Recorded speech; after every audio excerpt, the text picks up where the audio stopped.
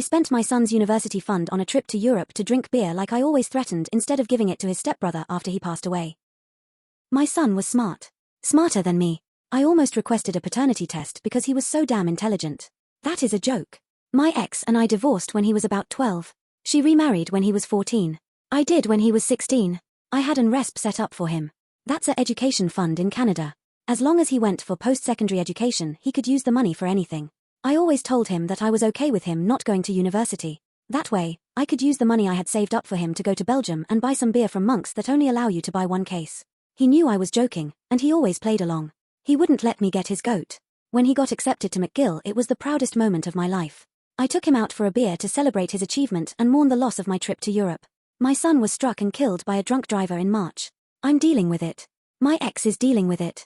My wife has been nothing but my rock in this. She is holding me up. I was dealing with the funeral arrangements and everything when my ex came to talk to me about his money. She knew he had a scholarship and was just going to use the money for living expenses and an emergency fund. She asked me what I was going to do with it. I said I was going to do what I always said I would. I was going to Europe to drink beer. She asked if she could have it for her stepson. I thought about it and said no. Her husband is a decent enough person, but he made it clear that he wasn't responsible for any expenses for my son. Beyond food and shelter and stuff obviously. Like I said, he is decent. I said I was not going to do that. I was going to go drink beer in my son's honor. She says I'm wasting thousands of dollars. And I guess I am.